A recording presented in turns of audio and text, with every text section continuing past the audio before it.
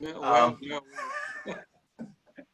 we are I think yeah, we're recording right now. So, uh, s- yeah. So for the purpose of the group and each one of us on this call has a book. Several of the people who are going to listen to this call later on have a book, but there are several who don't have a book yet.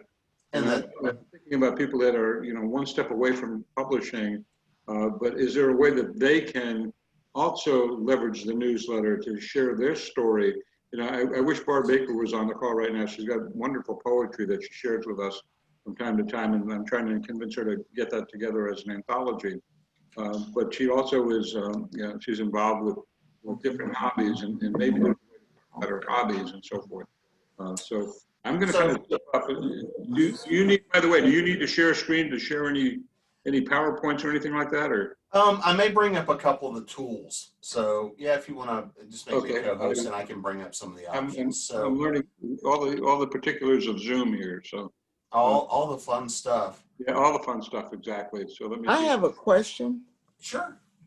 Okay, my question is, we want in a newsletter situation to have exchange and to get information, get other people who write and talk about about learning issues to respond.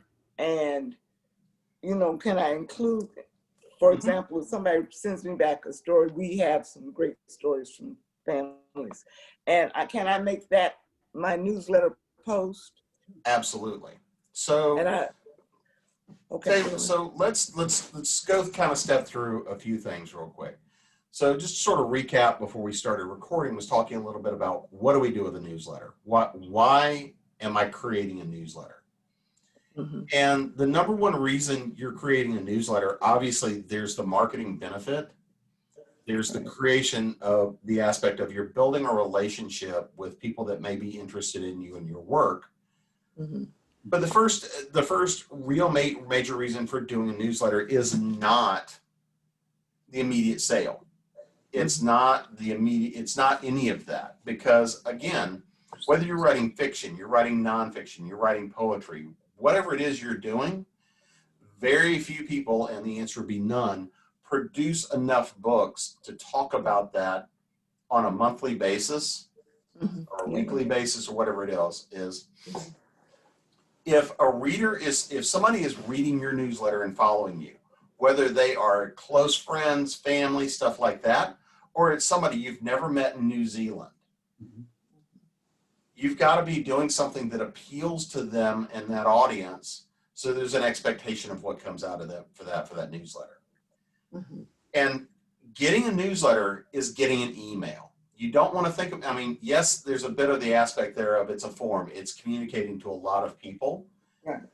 But you want to also remember it's a very personal piece of communication. It's personal because it's coming from you, or it's coming from the group. And we'll talk about the group newsletter side of things here in a few minutes, because all of this is going to apply and more. It actually will apply even more into the group newsletter when we get that far. But the other thing to keep in mind with the newsletter is it's very personal for the person that's getting it. You're letting something into their inbox. So again, the way to look at a newsletter is this is a form of contact that is a step or two above on the tier of intimacy above having my phone number or being able to send me a text. Mm-hmm. So, letting something in my inbox, yeah, I can create rules and I can route stuff and do all the rest of that, but still, I've given you my email because I want to hear from you. Now, there's a lot of ways, and there's a lot of ways that grow and harvest newsletter lists and things like that.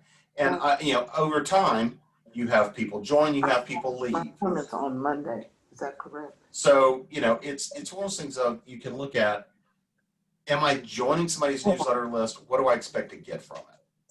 So if I'm looking and sending a newsletter, one of the great ways of getting engagement and having people find value in it is making it obvious that they can reply to you.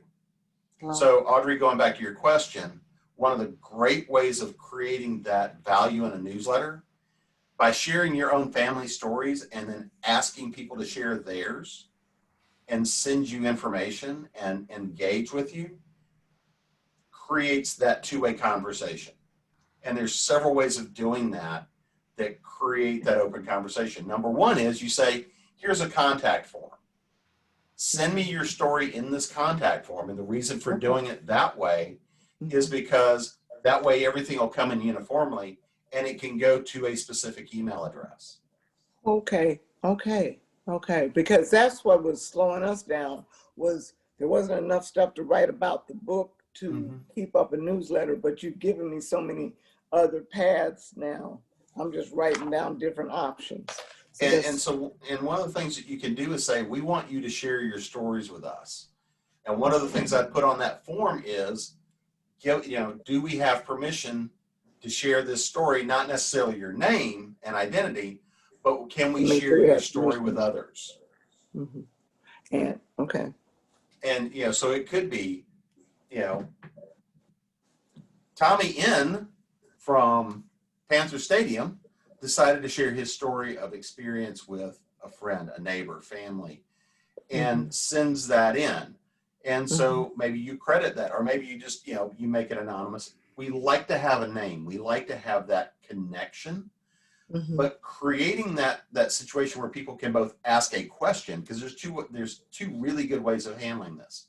One is send us in your question, and you do almost a Dear Abby type of thing.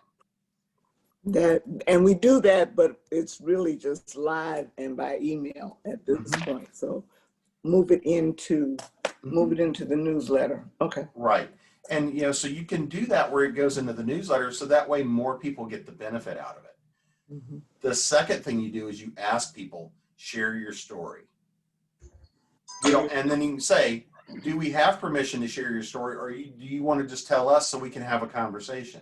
And if you make that up front and give people that option, that's great. But you want to give people the option, but you also want to say, hey, look, if you want to tell us something, we respect your privacy. Because again, you guys deal with very, family issues. You're dealing with kids and stuff like that. So, so creating something like that where you got that gives you two different reasons for people to engage with you. Okay. That's you open the whole thing up to me now. And I'm going to throw one more thing at you because that's what I do. I guess you do. And by the way, so one of the other things that creates for you is another book. If people give you enough stories and you start sharing greater stories that have come in over time, because the reason we're all connected as human beings is story. Right. Yeah. Whether it's true, whether it's fable, no matter what it is, the thing that connects us all as people is language and story. If somebody shares their experience and somebody else can learn from that and realize that they're not alone with a problem, is one of the most valuable forms of story that exists. Got it. Yeah. Oh, wow. Thank you. Jim, Audrey has kind of a head start because she's dealing with a population, ADHD population. And so I am imagining that she's going to be able to harvest a lot of stories from her clients and Dr. Larry's clients. When I look at our group, when I look at Tommy, you okay? That would cough, I think. Yeah. Tommy, you okay?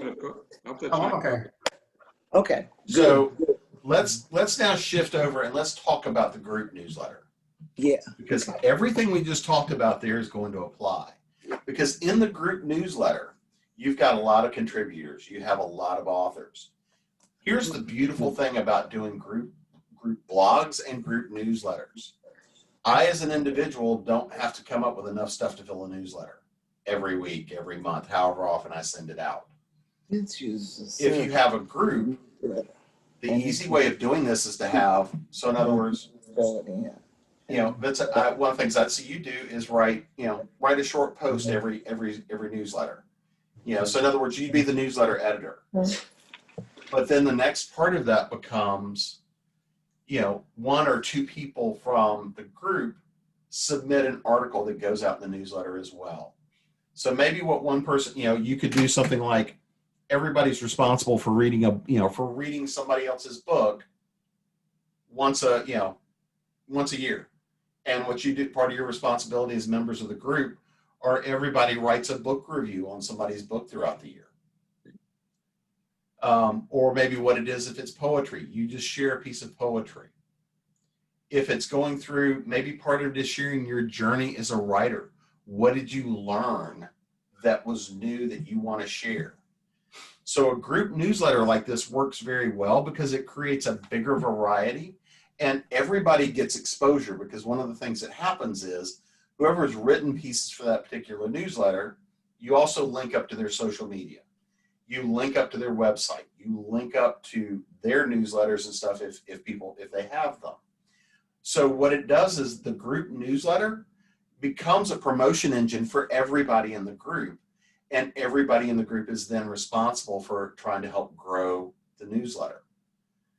Because what you want it to do is grow outside of that and become a group in an organizational newsletter that educates and informs. The main thing you want to do, though, is set a structure. You want to set a purpose so that anybody who opens up any newsletter kind of knows what they're going to get every time. You know, it's not like you're going to McDonald's, because you're getting a much more nutritious and valuable mental meal, for lack of a bad analogy.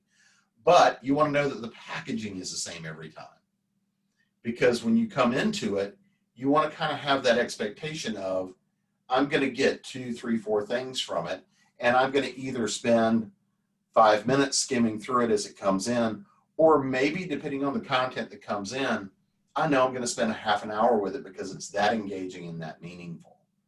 Because if I've done something like share personal stories, I've shared poetry, I've shared pieces of story, that's probably something as a reader I'm going to spend more time engaging in and looking at.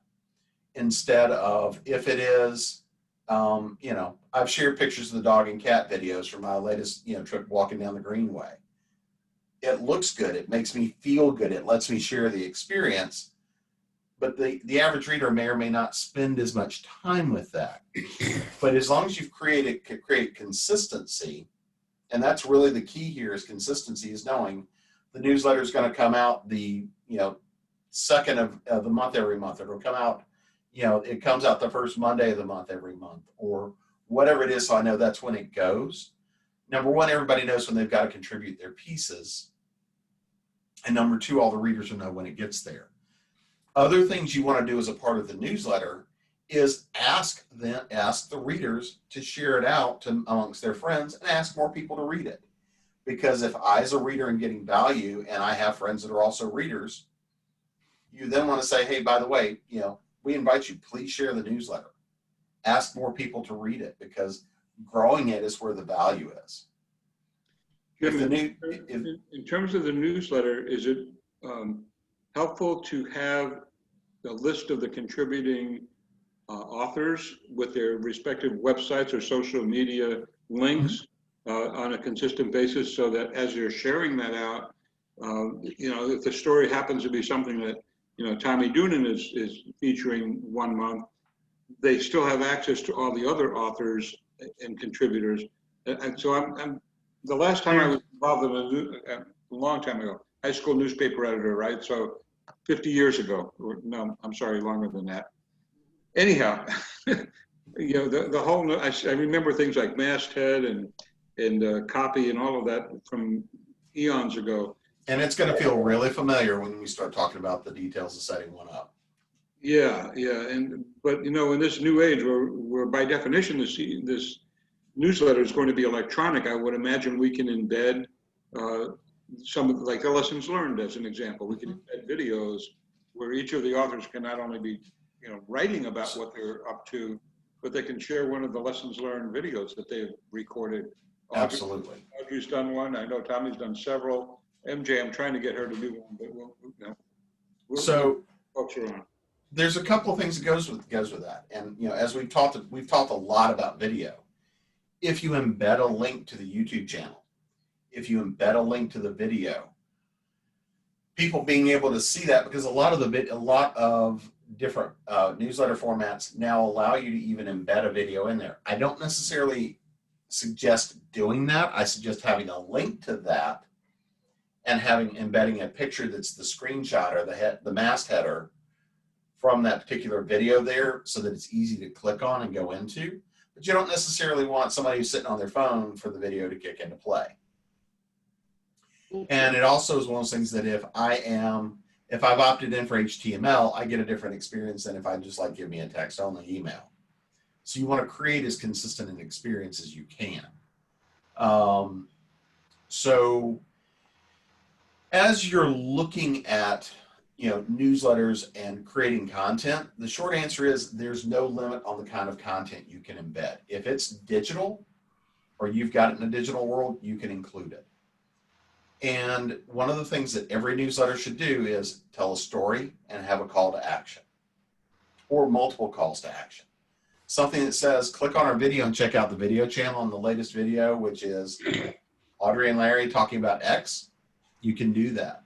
And if you have multiple people who've released videos, so for example, since it's the chapter, Audrey and Larry have their show. There's the lessons learned show. You could actually embed links and say, hey, the latest lessons learned is this. The latest one is this. So I mean, it's one of those things that can feature. I mean, you could then create people who create regular content, weekly, monthly, whatever it is. You can treat them as a regular contributor. And what you do is you feature their content, on that regular basis. But you always want to still have at least one or two, special features. The first-time author, the person who is trying to get their first book published, the person who's sitting there trying to sculpt their first stuff. That story is valuable too, because that's going to be one of those things, because as a chapter, it's not only featuring the chapter's authors and writers, it's also featuring their story. Jim, I have a question. Sure, Tommy. When you're talking newsletter, about how long are you talking, or how much content, or how many pages for a group? Let's say. That's a great question. I usually try not to go longer than about a page and a half, 2 pages, generally. However, now we're talking like a typewritten pages. Yeah, I mean, now here's going to be the caveat I'm going to put to that. For example, the Author Essentials newsletter, when we send it out, it summarizes down to 1 page. But if it's a longer article, like if I've written something that's 3,000 or 4,000 words, we'll tend to have that broken up as a series on the website. So part of the call to action is we have the first blurb from that particular article in the newsletter that gives the first header, the summary for it, and then we drive people then to go to the website to read the rest, or it drives out to the channel, because the newsletter is keep it short and sweet. I've written newsletters that were 5,000, 6,000 words, but those generally are not effective. What you want the newsletter to be is the highlights. So if I'm writing an article, I'm going to keep it probably under 1,000 words. In fact, for the most part, if I was doing, let's say I was doing the letters, I was doing my editor's header. If I did that, that's probably going to be 200, 300 words. If that many. I mean, there's times it may be shorter. Could the newsletter be a series of shorter articles? Newsletter can be absolutely a series of shorter articles. And frequently what it's going to be is going to be a link out to other people's websites. So one of the ways to use this to create traffic is, so let's say that the 5 of us each are going to contribute something to this newsletter, be it a video, be it an article. So what I may do is I'll do my article and I'm going to put it on one of my websites. And then Vincent, you're going to do a video. Audrey, you're going to do a video. MJ, you're going to do an article. Tommy, you're going to do an article. Well, you're going to post that on your separate websites. But what will happen is this. The newsletter will feature the first blurb, the first paragraph or two, and then link into the website. If you want to read more, click through from the website here to read more. That's how it generates traffic for all the contributors. Is when you look at something like this, it's called an aggregator. So you want to have something that's original to the newsletter, that the only way you get it is the newsletter, but the rest of the newsletter can be an aggregator. So you can actually have an article every, 20 people can have something in that particular one. And if you're getting enough content from 20 people, then you probably want to double the number of newsletters or triple the number of newsletters you're sending and cut down the amount of content. So that if it's a one-pager, I can skim through it and I can read the first paragraph. This is something I'm interested in. This one, that's not me, but I may send that to somebody else. The newsletter itself, and I mean, so for example, one of the other things I would include, so like we've been doing all these Zoom calls like this, a snapshot of who showed up to the Zoom call could be a fun thing. Going and saying, hey, show us, one of the things that's popular right now is show us your newest mask acquisition as a, fashion statement. Little things like that that are fun, that are personal, give a piece, give that thing for people to look at and laugh at. We were working on a client's newsletter who, Halloween, again, I know a lot of horror writers, Halloween, this is the big time of year. Normally they have a big Halloween party every year. Well, they're not having that. So what she's doing is they're featuring pictures from prior year's parties. And what she's doing is she's like, we're still decorating the yard. We're still decorating the house. So even though they're not having the party, they're still. Use your math. Excellent fashion statement. Excellent. That's great. So things like that still create engagement. When you get, one of the authors I know, she is buying at least 2 or 3 masks a week. I'm like, I'm not going out often enough to wear one because I'm, but she's posting every day. Here's today's mask. Here's tomorrow's. Yeah, I mean, and fun things like that sort of look at where we are currently as a culture, as a society, and where things are going on. That reflects things that we can all relate to. So that kind of content is how you get it into the newsletter. How you structure it is what becomes important based off of who do you want to reach and what do they want to see. May I ask the question about, be it the group newsletter or the individual newsletter, what should be in the very first one? Should there be some kind of an introductory statement? How does the first one supposed to look? That's a fantastic question. And the short answer is whatever you want it to be. But I'm going to cheat here. Okay. What I always suggest is have the first newsletter that anyone gets be an introductory. So in other words, what you do is you have the next step after somebody signs up and says, I've joined your newsletter, is it can be an easy thing that just sends them a welcome email. Thank you for subscribing to the newsletter. And as an author, maybe what you do is you include a short story.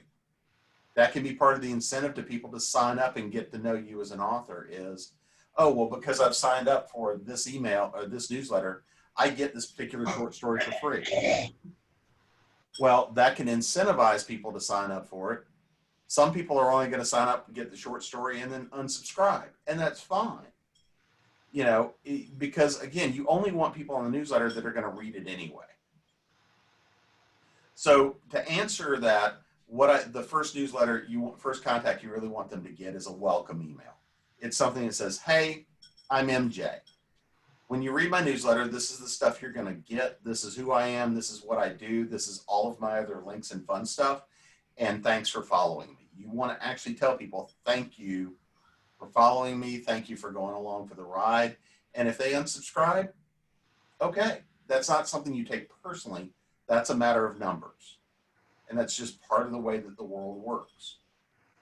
And sometimes that unsubscribe is going to because somebody's changed their email address and they were kind enough to unsubscribe instead of you having to deal with the bounce backs.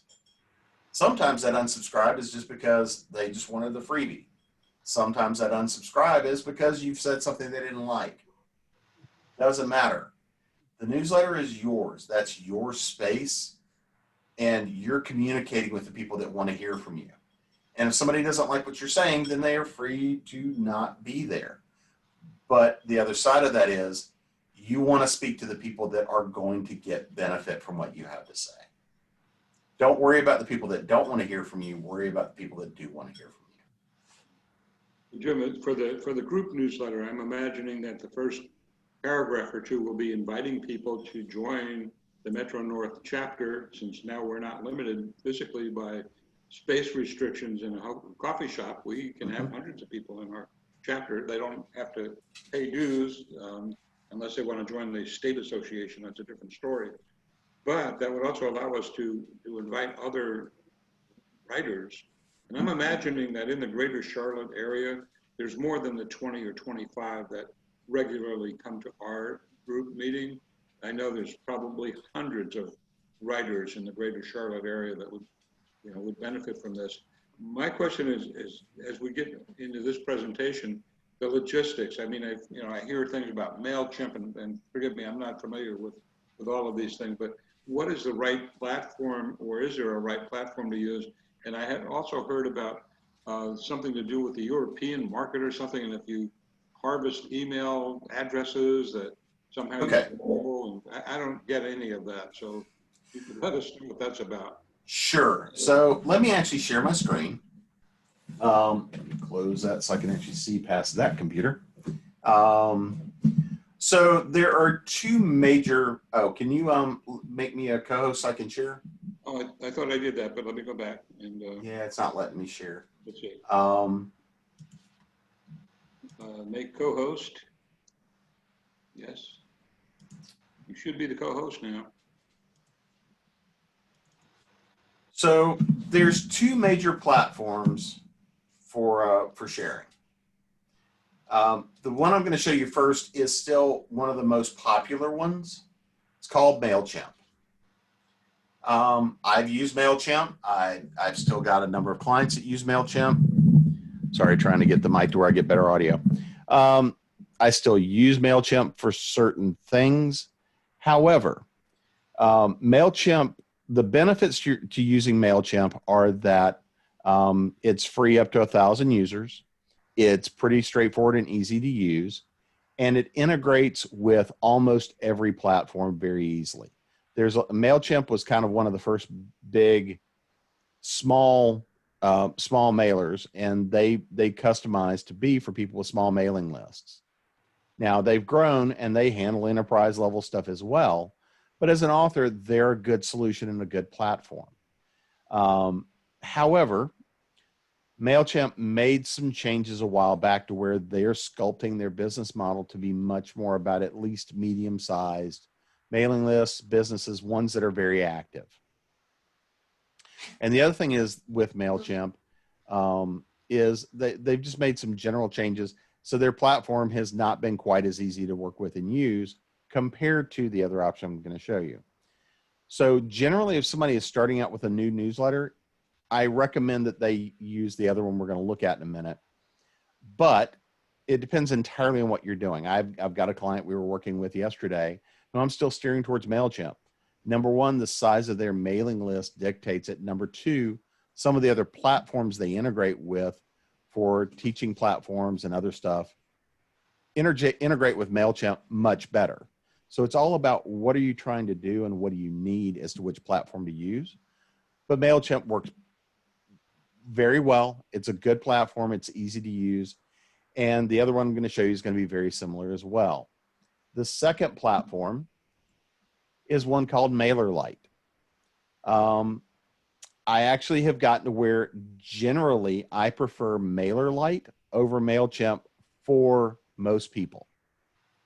Now, both of them are going to be very similar. The reason I have suggested MailerLite is just some of the technology they're using, some of the benefits they offer, and some of the ease of use. They just have created a little bit better platform. They've been edging forward, and we've been moving a fair number of people from MailChimp over to MailerLite. Again, it's one of those things as to what you're doing and what you need functionally. But for pretty much anybody that's listening to this conversation, either one of them is going to work and work well. Both of them offer free tiers up to about 1,000 people. So you can have up to 1,000 subscribers before it starts costing you anything or anything along those lines. So as a platform, either or both of them work quite well. So the next part of this is, what all am I going to do on these platforms? And the reason I stopped here a second is because you can kind of see this easily. So the first thing I want to talk about is both of them will do pop-ups. So what that means is when they get to your website, it's going to pop up and invite them, depending on how you've built it, to say, hey, would you like to join our newsletter? Here's what you're going to get. So that's the first easiest way for people to do it. The second thing is that you can also have it just embedded so that it automatically links people from your website here to MailerLite. Jim, if I could interrupt for just 1 second, will those pop-ups also be available in a Facebook group page? Because we don't have a website for the association. We have a Facebook page that we operate with. We'll talk. That's the next thing I'm going to get to. Okay. From here, you can have a landing page. So a landing page is kind of like a mini website. So what it is it's really just a one-page website. So for example, like for the Metro chapter, you guys don't have a website. You have a Facebook page. You can link a button from there to the landing page, or you can link a button from there straight in to let people sign up for the mailing list. Now, the benefit of having the landing page is that gives something you can point people to that just want to learn more about the chapter. So you could actually structure that free landing page like the website for the chapter. And so you could provide a little bit of info there about the chapter. You could have info there about the members. You could have info there about the different shows and stuff like that. But basically it's a one-page landing page. But you can have a button on there that goes straight to the landing page and basically call it your website. And you have a second button on there that would go and say, sign up for our newsletter. Now, it's not going to be a pop-up because it's on Facebook and you're playing on their platform. So it's not going to like fly in like you can have it do on your own website. So that's kind of the first two pieces there that become important. Now, for somebody like Audrey, with what we were talking about a little while ago, surveys. For the chapter, one of these things that becomes really helpful is using surveys. One of the reasons that we've been encouraging people to use MailerLite is they've got the integrated survey engine. Other things you can use are like SurveyMonkey, other tools like that. And what surveys are good for are asking people, what do they want to see more of? What do they want to see less of? So especially as you're going along, it's always nice to do an occasional checkpoint and say, what do you like out of the newsletter? What would you like to see more of? What do you want to see less of? Or for example, going back to what I was talking about with Audrey, you can use a survey as a part of how you get information, how you get people to pass information to you about the things that they want to see next. So for example, one of the things that we'll use a survey for is when I've done some of the workshops I do, we'll send out a survey. What did you think? What else, what did you want to see? What did you not get out of it? What did you think overall?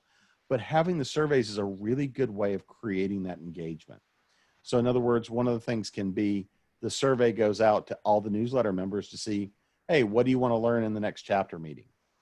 What do you want to see happen on the Facebook site? Who do you want to see show up on the video? So the surveys are a really good way to engage. But, at the top of it, these engines are all about generating the newsletters. So you see two things here, emails, email campaigns, and automations. One of the main reasons that these platforms exist like this is to make it easier to send bulk emails. If you send an email to a group larger than a few people, a lot of email providers are going to treat it like spam. So what happens is it disappears.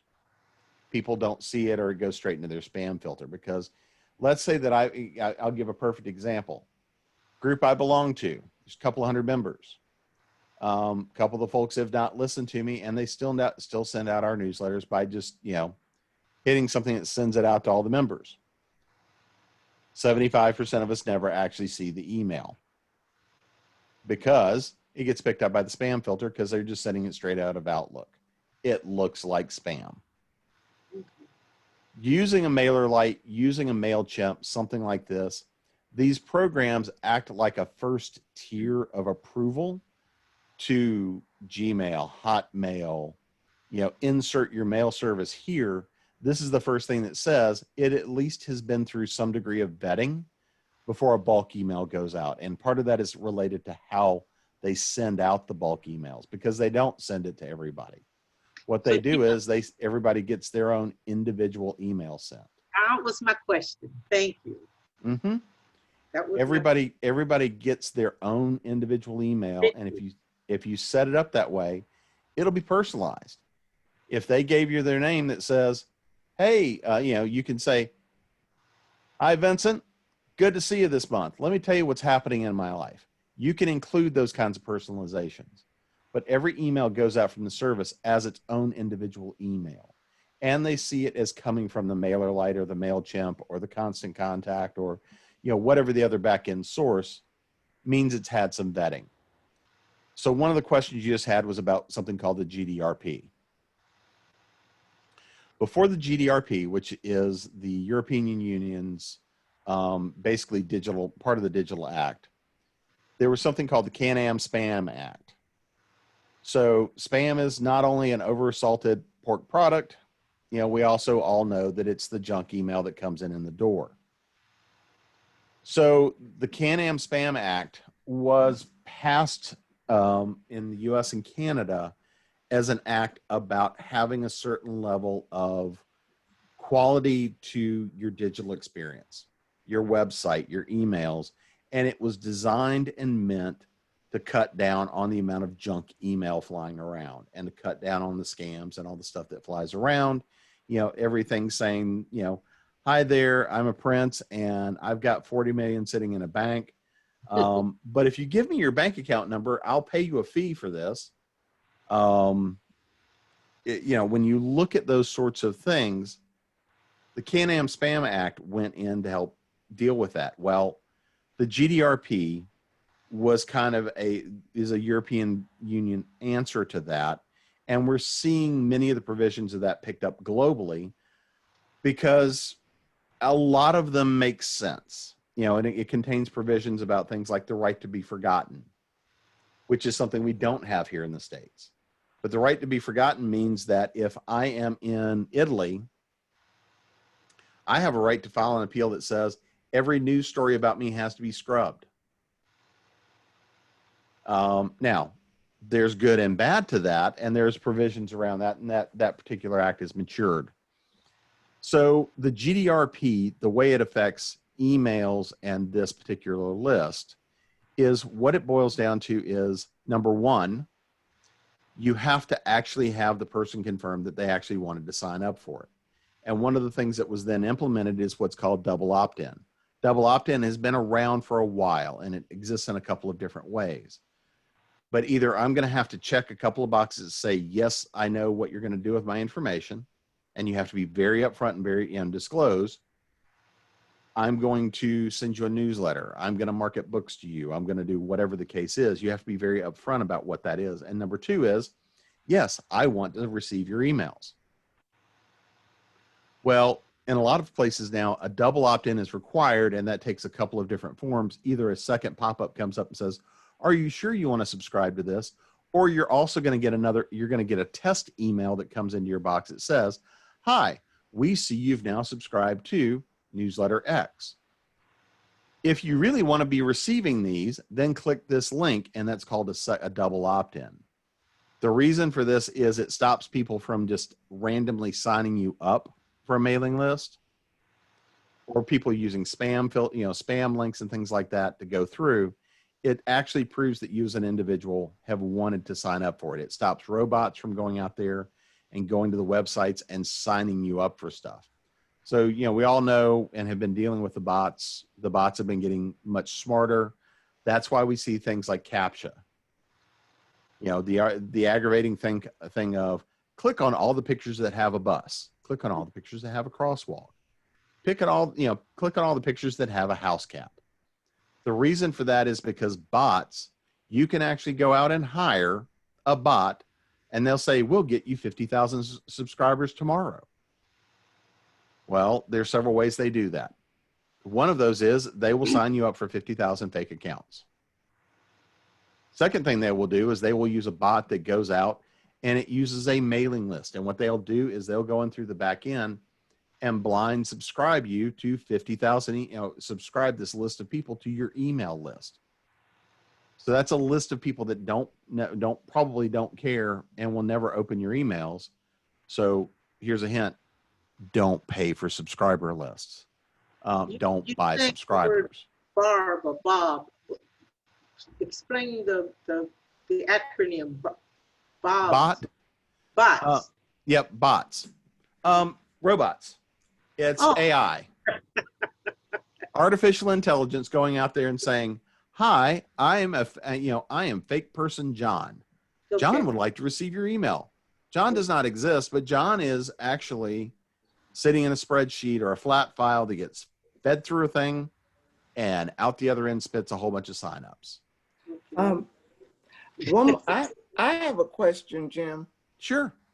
All right, now, what is constant contact? Constant Contact is also another email solution. It's also a CRM engine. It does a lot more than that. Constant Contact is a CRM engine, customer relationship manager. Okay. So so a lot of businesses I work with use Constant Contact. We've used Constant Contact in the past because what it contains is a customer profile. Tell me everything about you. What are you interested in? It can do some things tied to your billing. It can do things tied to, but what it's really there for is heavier marketing. It's a big marketing engine. Constant Contact works very well, and it's also very expensive. Yeah. So for most authors, because you're talking about something that starts at a couple of $100 a month.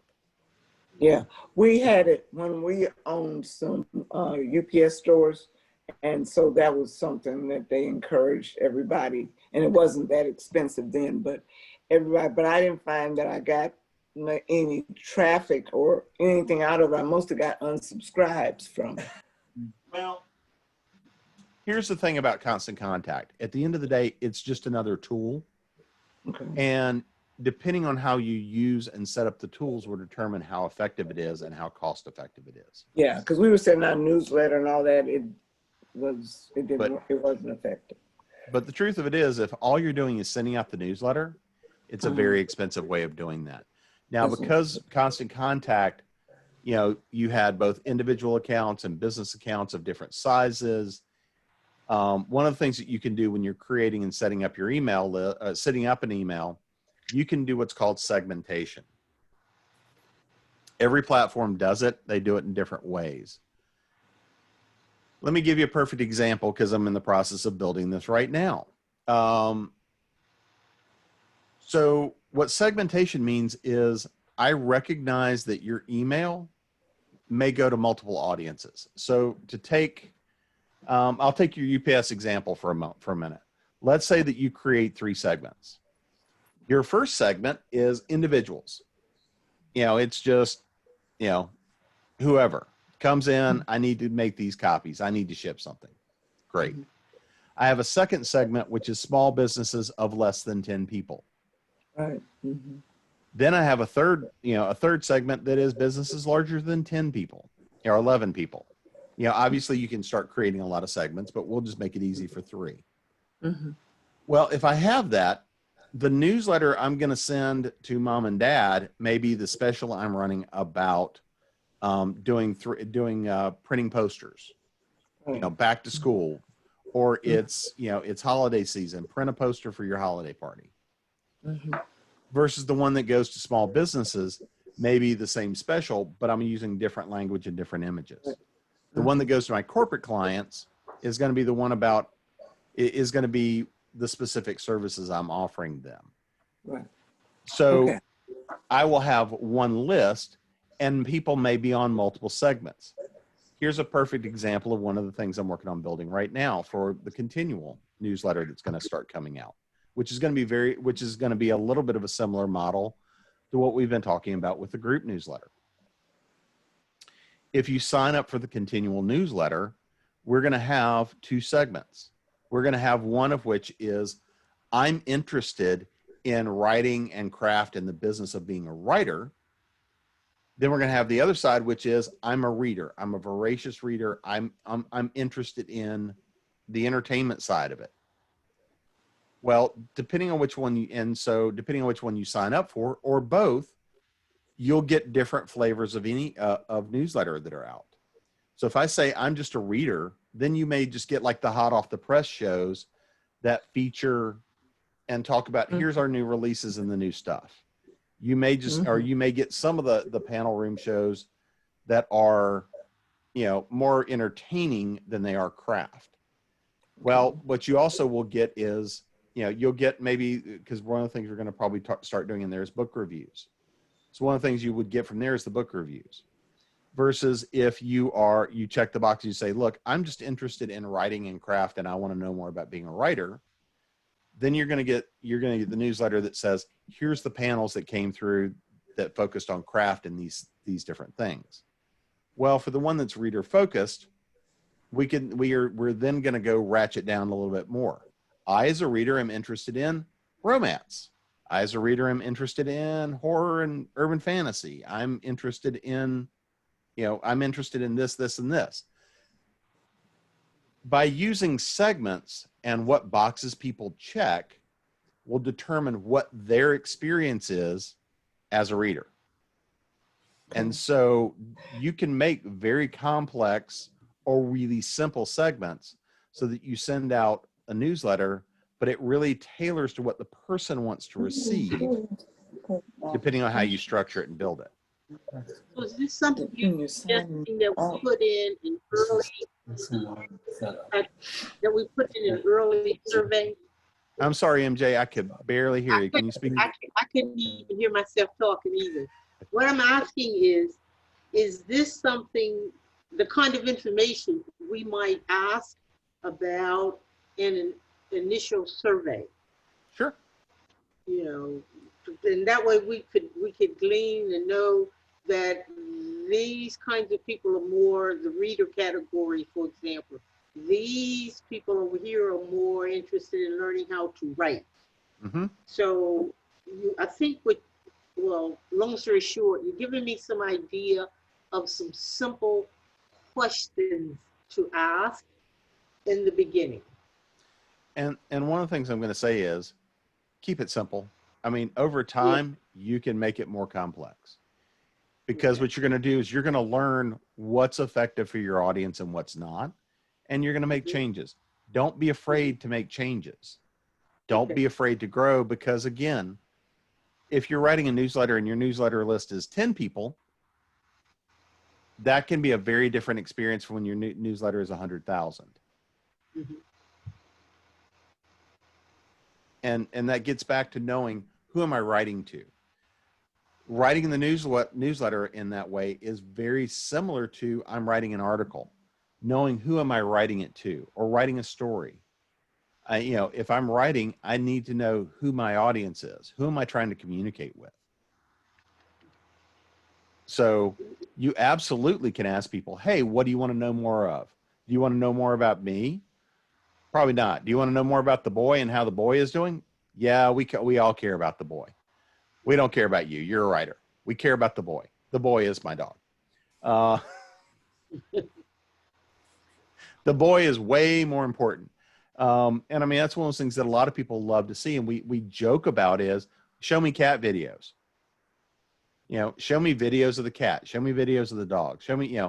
Show me stuff that's going to bring me a little joy that also tells me a little bit about you and your life. One other question before we run out of time. Logistically speaking, let's say we've created this newsletter. Mm-hmm. Does it have to be saved in like a PDF format, some other digital format? And is it something that we attach to the email MailChimp? That is a fantastic question. So let me see, because I am not on the right computer to do this, because I don't think I've got it set up on this one.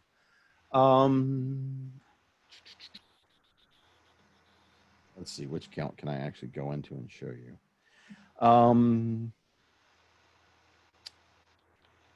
sorry, because I forgot when I was on this computer, I had not logged in and done all the security stuff for it.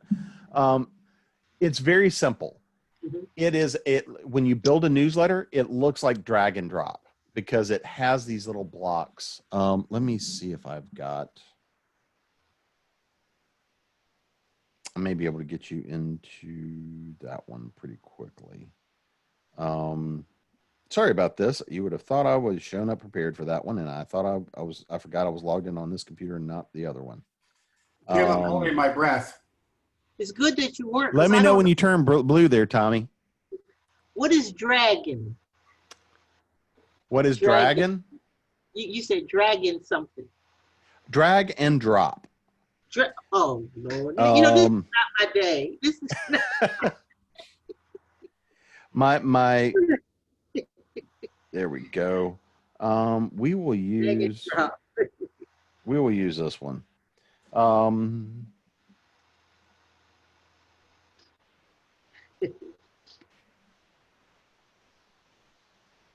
And let's see if I can actually type the password right.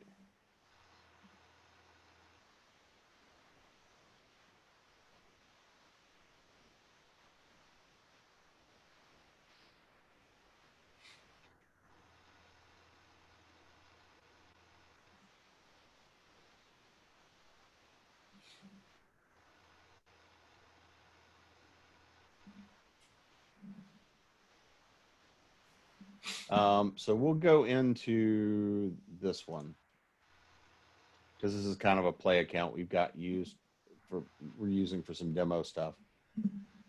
So if you come in and you want to create a new newsletter, you do that by creating a campaign. So I'd come in, I'd say, give me a campaign. This is a test newsletter. Now you can see here, I can say insert a personalization. So I could come in and say, this is a test newsletter from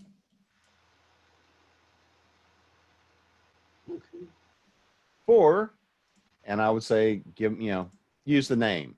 So in other words, what somebody would see here is have the email show up or their name show up. That's the personalization. And it's coming from me. And it's going to come from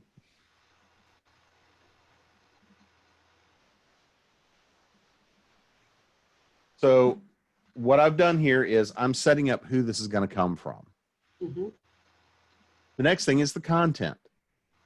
And regardless of what you use, they're going to look very similar in experience, whether it's this or whether it's MailerLite or MailChimp, it's going to look and feel very similar. So I have a couple of ways of doing it. And the way I'm going to encourage most everybody to do it is going to be using the drag and drop editor. You can see that there's other editors here depending on what you're doing. This is the simple and easy one. And there we go. So, and one of the things I like about MailerLite, MailChimp does something very similar is they try to guide you through the process, especially if it's your first newsletter. Give me your catchy header here.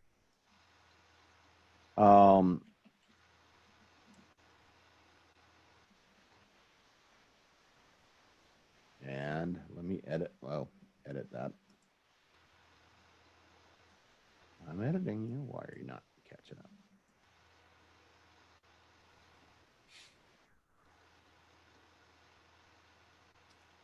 Should be letting me, there we go. See how simple it is. Even I can do it. So if I wanted to come in, it should let me, so like this would be my logo up here. It should let me come in and edit the post. So where it says airmail, that's your logo. That's your logo. Okay. And then we put in whatever the catchy header is.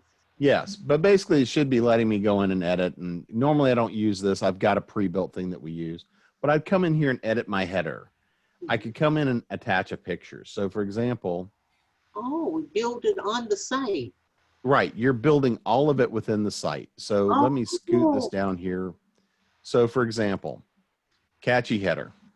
There we go. I can edit over here. NCWN goes worldwide. okay. So if I wanted to, I can have that do stuff. Hmm. I can come over here and say NCWN, has created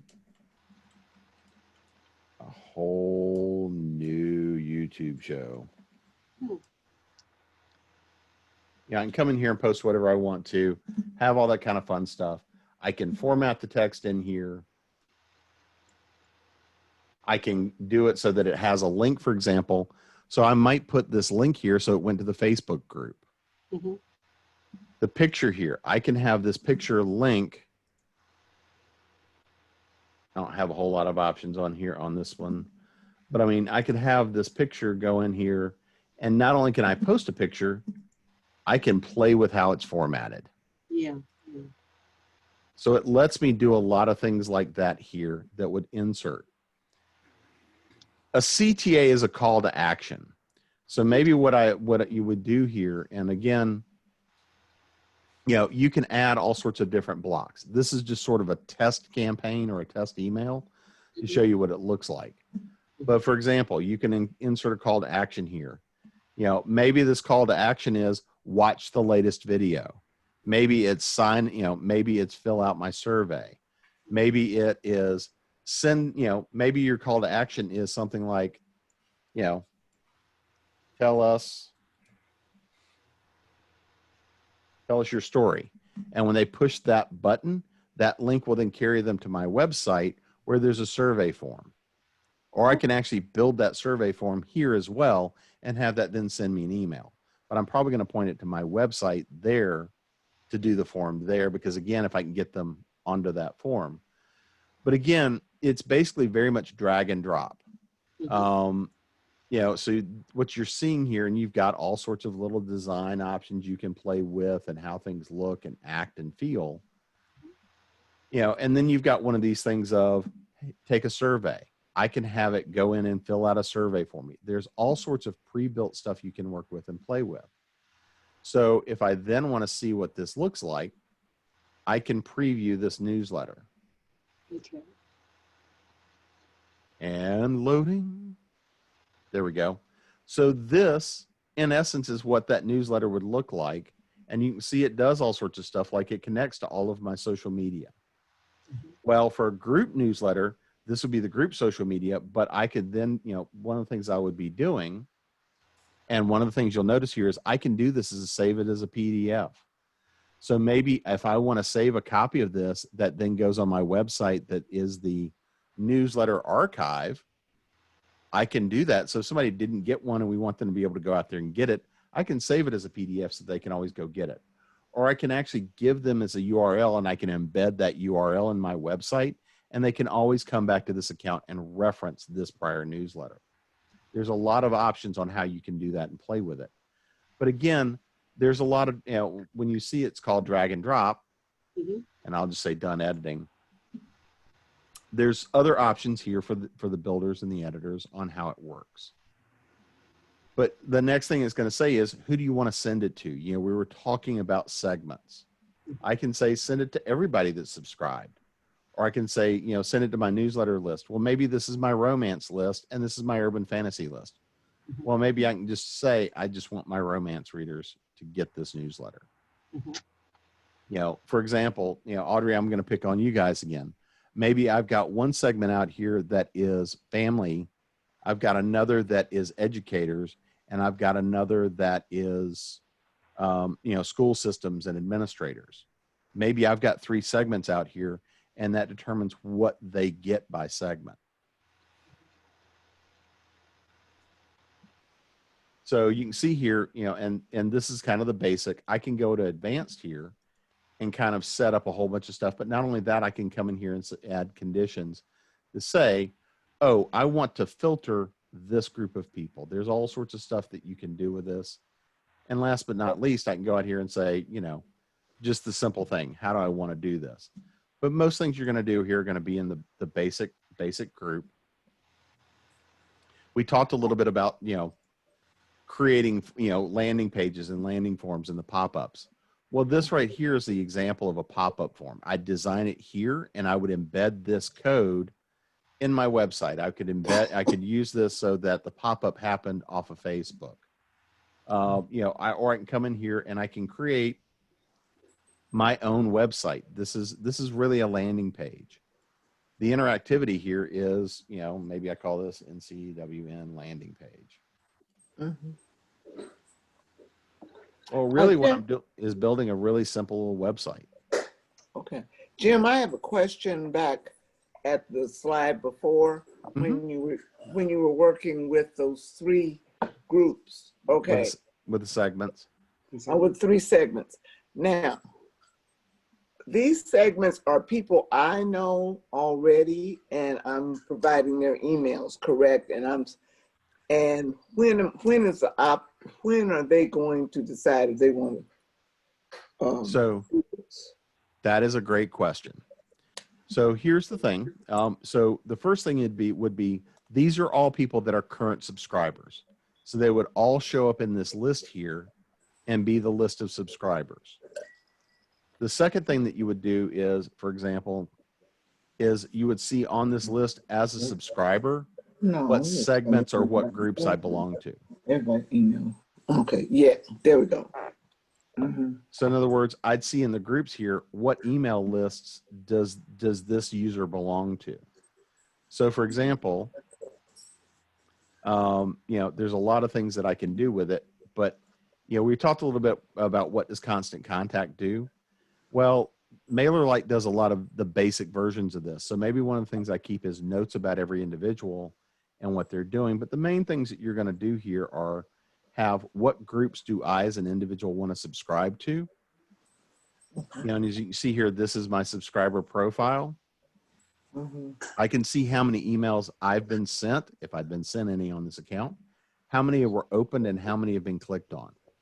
These sorts of demographics become really helpful to see when people respond. I can look at any given newsletter and I can see how many people opened it and how many people clicked on the links I had in there as a call to action. Well, I can do that both on a general mailing list basis, or I can come in here and look at myself at any person in here as an individual and see what they're doing. Because if I find a person here that's never opened an email, you know, they've received 10 emails, they've never opened one, they've never clicked on anything, they've never done anything with it, then I may just want to remove them. I may want to delete them so I'm not spamming them. Uh-huh. However, here's going to be the one little caveat to that. You may not know they actually read it because the opened is contingent on they actually clicked on and opened the email. If I do something sneaky, like I frequently do, and the email comes in and I just, instead of pulling it up on my client here, I just look at the web client and I do a quick skim like this, I may have opened and read the email, but it doesn't register it as an open because of how I did it. Yeah. So this is one of those challenges in the industry because I've seen things where you see an open rate of 0 and a click-through rate. So yeah, it's one of those things of managing the email list and knowing what the data is and knowing what's meaningful. Jim, we're coming up on a hard stop. Sure. I have a question for you.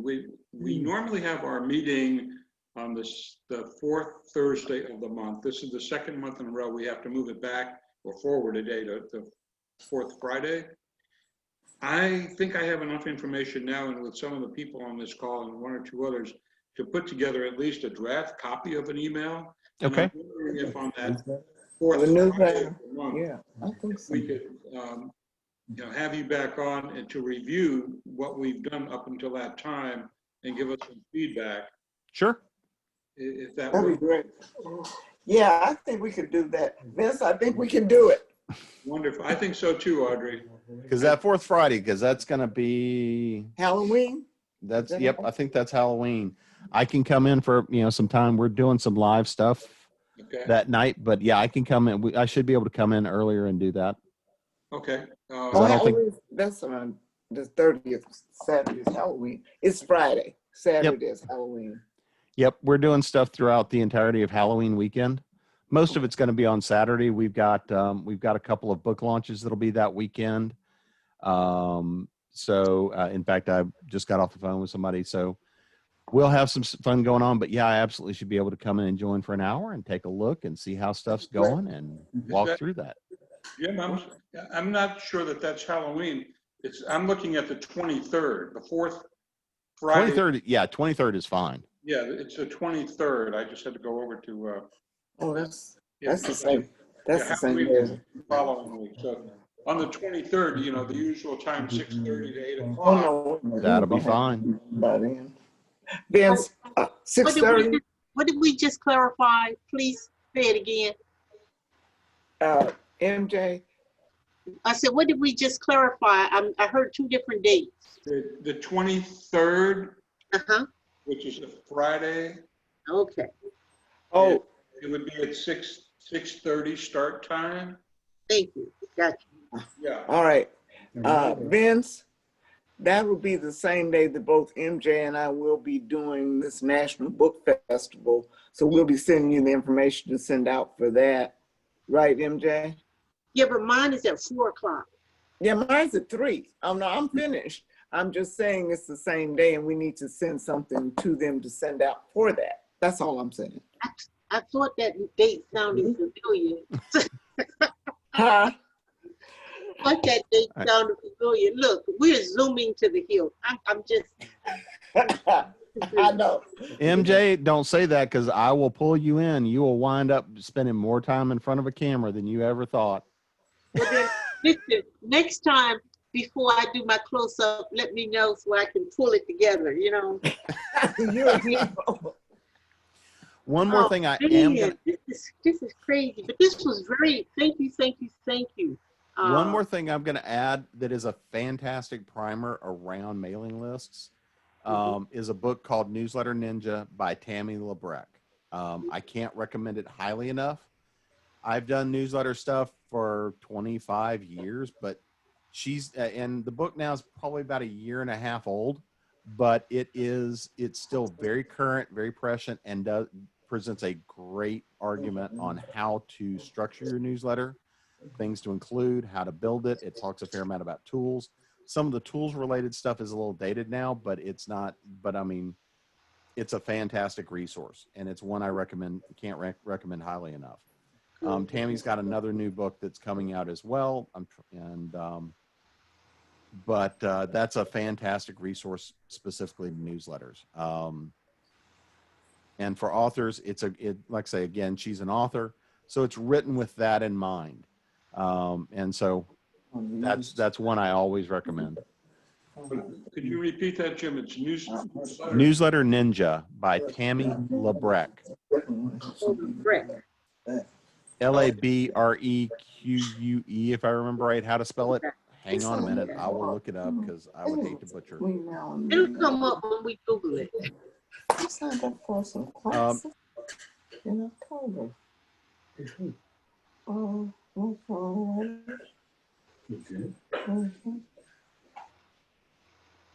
I captured it in the chat room, Jim. Okay. Yep, I was trying to bring it up. I'm bringing it up on my computer to post. That's not going to be real effective. But anyway, on Amazon, DRE. I will, hang on a minute. I will bring it up on Amazon. I clicked the wrong thing because I couldn't see past the.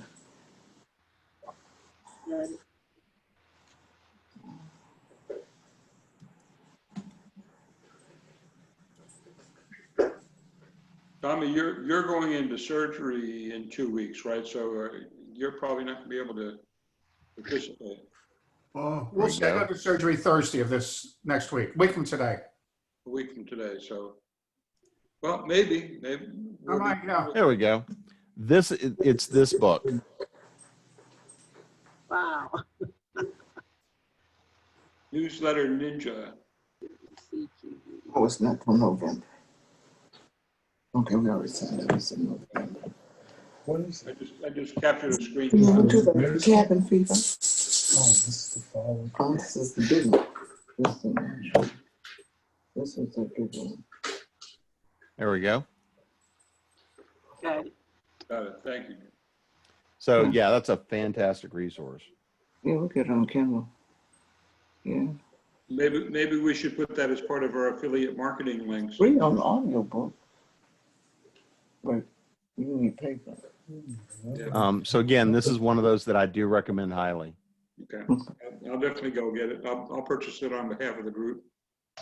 I appreciate this. Well, Jim, as always, you know, you give us Let's see. a lot of homework to do. To her book. We're rocking and rolling here. Well, always happy to join, and I'm glad to help. Okay. Thank you so much. Thank you, Jim. Thanks again, Jim. Thank you, Jim. Thanks, Jack. Absolutely. Yeah, we'll get this recording out to our troops and go from there. And